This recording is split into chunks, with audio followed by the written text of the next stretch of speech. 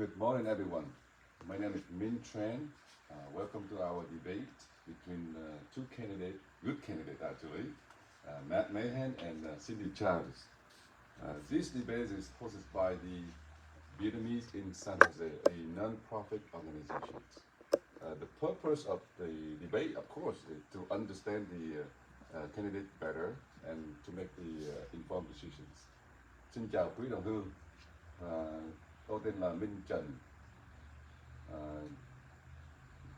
Welcome quý đồng hương tham gia cái buổi tranh luận hôm nay giữa hai ứng cử viên là ông Matt Mahan và bà Cindy Chavez. Cái mục đích của cái buổi debate là chúng ta tìm hiểu thêm về hai ứng cử viên để chúng ta bầu ra một người thị trưởng xứng đáng cho thành phố San Jose. Please briefly introduce yourself, Ms. Chavez. And thank you so much for joining us, all of you. My name is Cindy Chavez. I am a current member of the Santa Clara County Board of Supervisors. I previously served as the executive officer of the South Bay Labor Council and ran a nonprofit called Working Partnerships USA and served as a member of the San Jose City Council. I am really honored and delighted to be with you as I have been working with the Vietnamese American community really since about 1991. So this is a long relationship, a long friendship, and I'm looking forward to the discussion and the questions. Great. Hi, everyone. I'm Matt Mahan. I'm on the San Jose City Council. And thank you for having us. It's been great working with the Vietnamese in San Jose group. You all just recently did a cleanup out at Almaden Lake, which I really appreciate. I'm a parent here in the community. My wife Sylvia and I are raising our two little kids. I first came to San Jose in the 90s as a work-study scholarship student here at Bellarmine. Came back after college as a public school teacher, then worked in the technology sector for quite a few years, and have been on the council now for 2 years. And I'm running because I know that we can do better as a city on issues like homelessness, crime, and affordable housing, and look forward to the conversation. Pretty good, thank you. So the rule for the debate is pretty simple. Each question I raise will have 2 minutes to answer or debate. And when there are blue flag raised, we have 30 seconds to finish. And where is the yellow flag raised, and the time's up.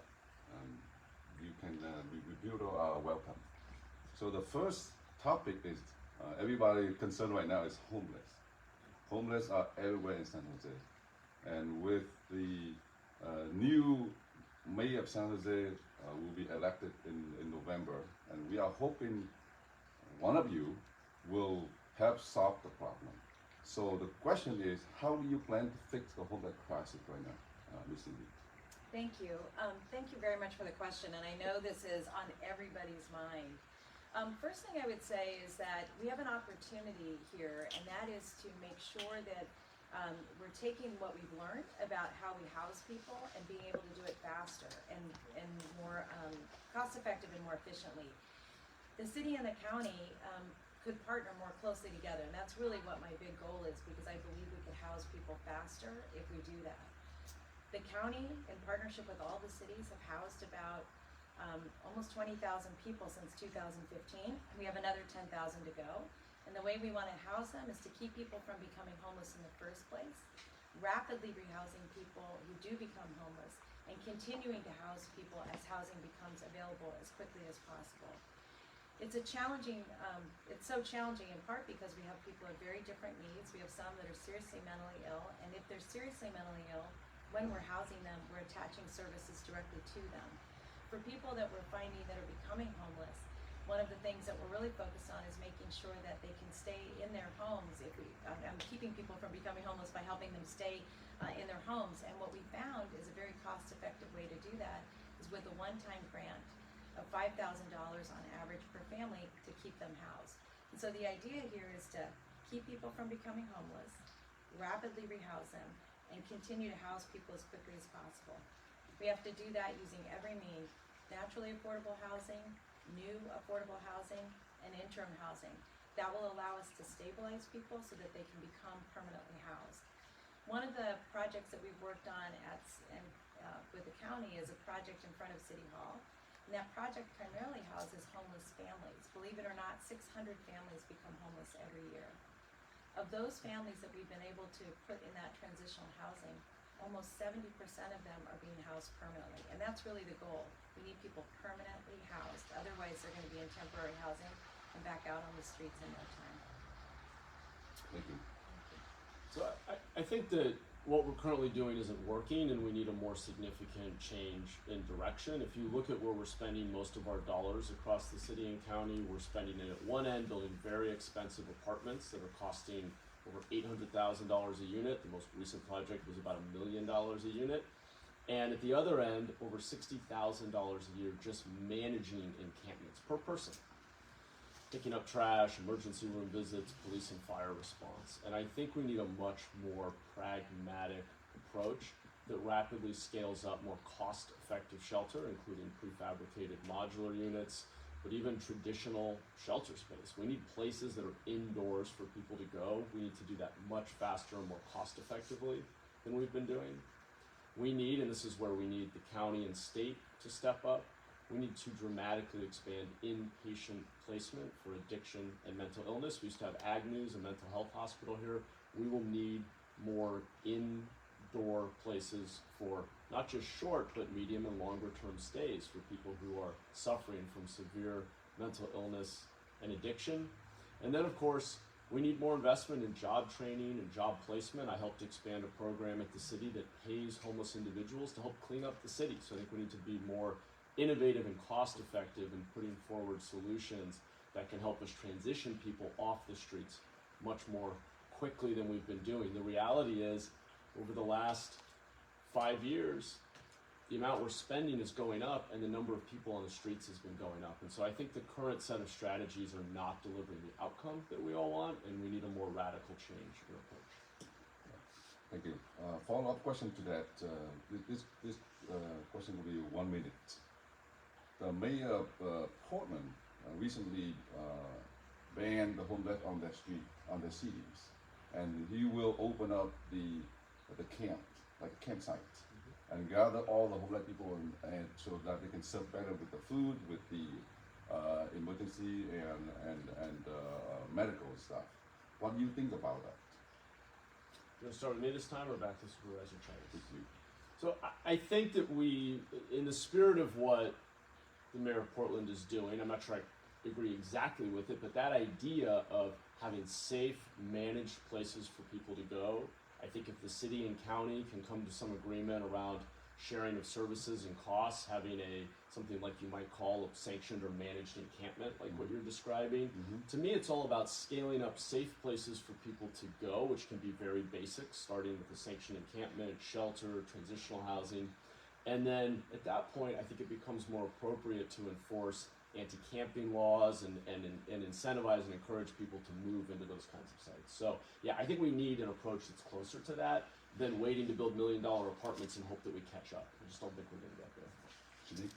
Yeah, thank you. I don't know the details of that program, so I can't say I think it's a good idea. What I can say is that as in San Jose, as we get people the services they need and we get people housed, one of the things that we have to do is we have to keep the places that people are in cleared. We can't let people go back there. And part of the reason I think it's so important is that I think the public needs to see that we are doing our work. We're showing you our work. We're demonstrating that we're able to move people from the streets into housing.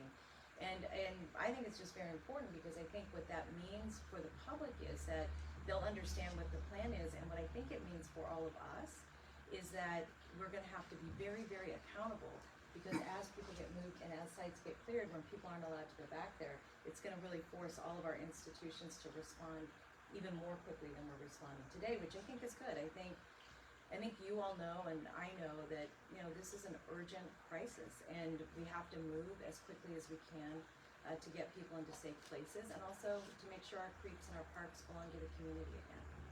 Thank you. Let's move on to the next subject, abortion. A lot of people in the community talk about abortion right now, and there are people pro-choice and whatnot. What is your take on abortion and Prop 1 that will be on the ballot this November? Can I start again? Yes. Okay. I support choice. I think that's foundational to our very form of government, our Bill of Rights. Our country was founded on the idea of personal liberties and choices and personal responsibility. We put a lot of faith in the decision-making power of the individual. Now, for some, that choice may be informed by their religious beliefs, for example, and that's perfectly fine. I think that's very valid, but that should be an individual choice that a couple or a person makes in the context of their belief system, their faith. But I think that we don't want government dictating to people and even potentially imposing penalties on people based on that individual decision that they may make. Okay, Cindy? Yes, I think that we have to remember that, you know, the decision for a woman is really personal, and none of us can walk in the footsteps of another person. And so making sure that people have that opportunity to make an informed decision for themselves, between themselves and their family, themselves and their doctor, and whatever their faith is, that's really a personal choice. Part of the reason that I've been so supportive of this this movement around that personal choice is that I think it's really critical that we honor the thinking and we honor the integrity of women to make choices for themselves. And you know, this is because it's a personal decision, because it is a decision that's informed by for a person, a woman, and her family and her faith, that we honor that and that we make sure that we protect that right. And that's why it's so important to me to continue to protect the right for women to choose. Let's move on to the third subject, public safety. So as you know, our friend's store right here was broken in yesterday. Criminal activity has been increased quite a bit in San Jose in general. What do you have any plan to at least control the activity or stop it altogether? What's your plan on the public safety? So one of the challenges that we have in San Jose is that we have 201 less officers than when I served on the city council 16 years ago. And what that has meant is that it's doubled the response time for priority 2 calls. And those are very serious calls. That's a call that you've been assaulted, but maybe the perpetrator is no longer there. And it went from just under 10 minutes to almost 20 minutes. That means that we do not have enough officers on the street to respond to calls for service. The second thing is that you know, when you think about public safety and well-being, you have to think about it in lots of ways. One is police response. The other is making sure that young people have lots of activities so they're not, engaging in going down the wrong path and getting into trouble. And then the other is just making San Jose clean again. Because the thing we know about clean cities is the cleaner a city is, the safer that city is. What would I do? I would take the overtime pay, a portion of it that the city is using right now for mandatory overtime, and start to convert that over so that we can hire police officers. The city decided to hire 20 officers in the June budget with a plan to hire 15 officers over the next 5 years. That is too little too late, and it won't allow us to catch up to where we need to be. Because not only did we have 200 more officers 16 years ago, we had 100,000 less people. So now we have more people and not enough officers. So I want to focus our ability to hire those officers back. I would be recommending that we start with 45 officers a year over the next 5 years and move it up if we're able to do so. Follow-up question on that one. I would like to know who will fund the police hiring? So the city of San Jose, over the last 5 years, has spent $45 million a year in overtime. Okay. So what that tells you is we've had $45 million a year that we can invest in policing. Mm-hmm. We just need to take a portion of that to convert that over to full-time officers now instead of using it for overtime. And I think we could even take a portion of that and make sure we could use it to invest in opening our community centers and libraries even more, and doing activities like midnight basketball and other kinds of activities that really keep young people busy when we need them to be busy. Thank you. Mac? So the reason we have fewer officers today than we did 15, 20 years ago is that past councils ran up huge debts that we're struggling to pay off today. And so that's just important context, because we need to be very fiscally responsible and support our small businesses and grow our tax base organically without engaging in wasteful spending. We have to learn the lessons of the past if we're going to actually provide the services that you all deserve. So to address public safety, we definitely need to hire more police officers. That has to be a budget priority. Certainly, I agree, we can take some of that overtime spending to hire more officers. I also think we just have to look at the overall budget and constrain the spending that keeps growing to focus on the basics, like police, firefighters, paving roads, speeding up permitting, those kinds of services. I've also supported and worked to get more funding in the budget for cameras, such as automatic license plate readers, to give our officers more technology, because they need that support. We don't have enough officers to be everywhere that crime is happening, and so we can use technology to be smarter and more effective in how we police. And then finally, we have to hold the county accountable for actually having consequences and rehabilitating people when they are committing crime. Our thinly staffed police department has been arresting the same people over and over again, who are released far too quickly from the jail without the skills they need to get a job, without having adequately dealt with addiction. And we're seeing this cycle of our officers just arresting the same people. So we need the rest of the system to work if we're going to make the community safer. And I'll be an advocate for that as mayor. If I could just follow up on that point. First of all, I think it's a bit of a red herring to say the county is just letting people out of jail. Those are, as you know, because you sat through a whole hearing on this, you know how the process works, and you know that's not entirely accurate, because you know that it takes a judge to make a decision like that. The county, no member of the Board of Supervisors can let anybody out of jail. That's just not the case.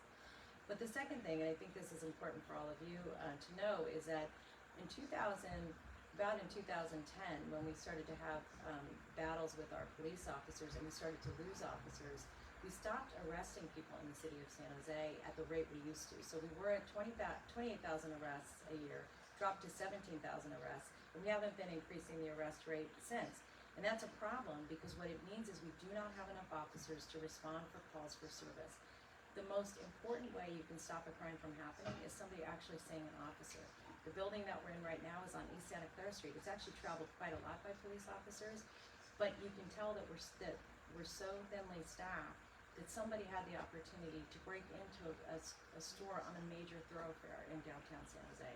So I think one of the things we just have to remember is that we do not have a choice but to make sure we're hiring the best and the brightest to come and work for us, and that we get more of them as soon as possible. So yeah, I'll respond. I mean, look, I think we very much agree that we need to hire more officers. We face budget constraints, but within the budget that we have, we need to prioritize police staffing. There's no doubt about that. That will increase response times and make us more effective.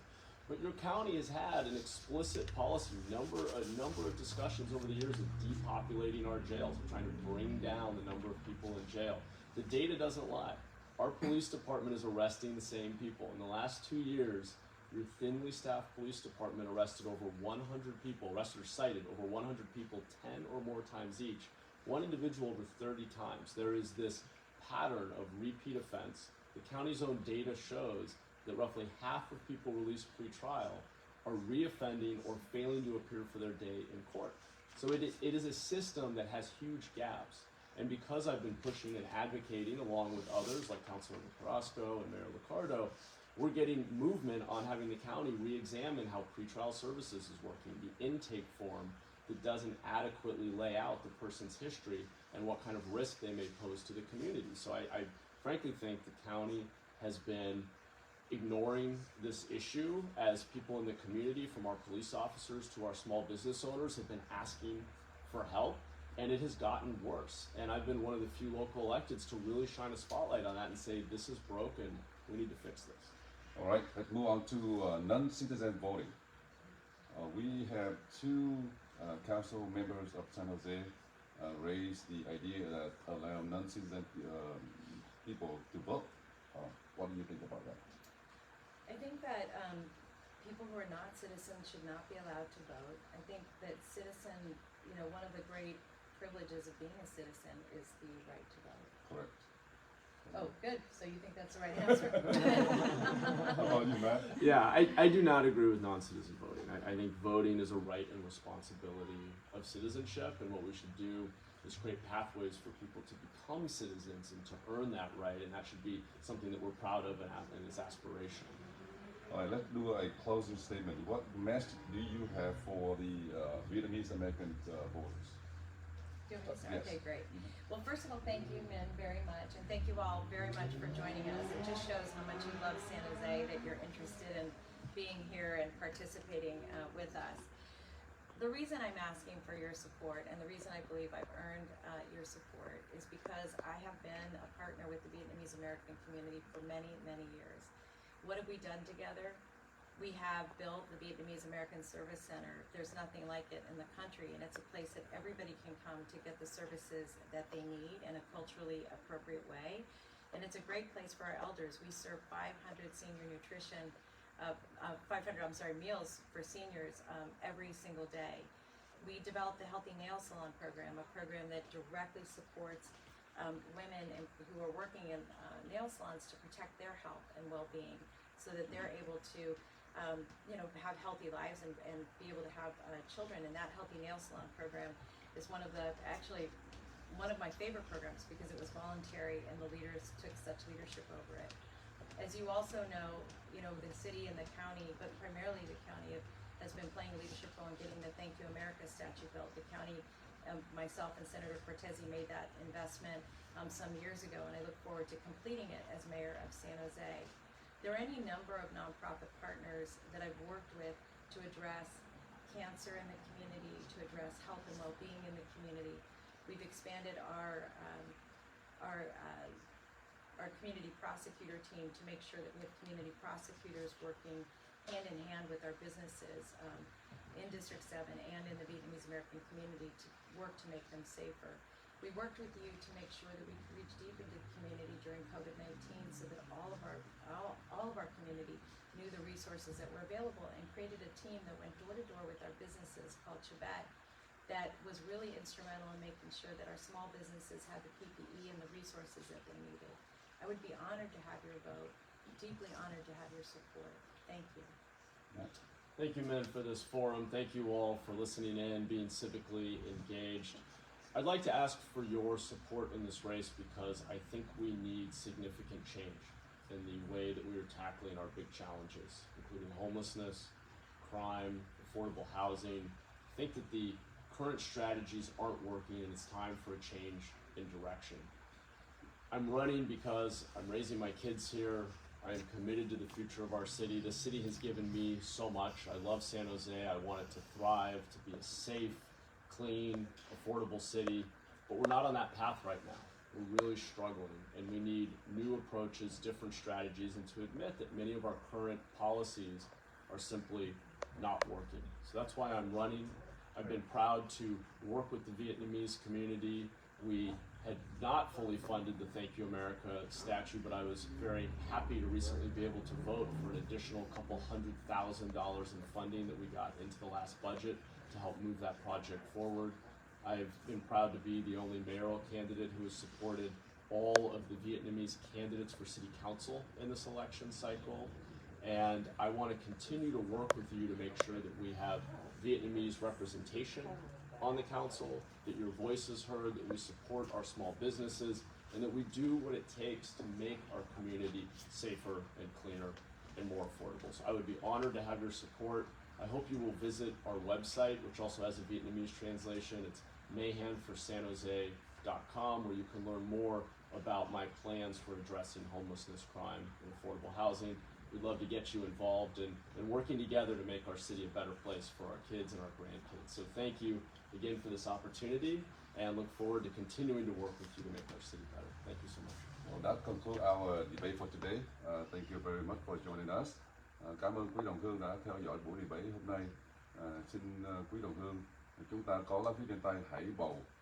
Mình chỉ chọn một cái người candidate nào mình ưng ý nhất và bầu nhé. Cảm ơn quý đồng hương. Thank you very much. Thank you. Thank you. Thank you, man. Thank you. Appreciate it.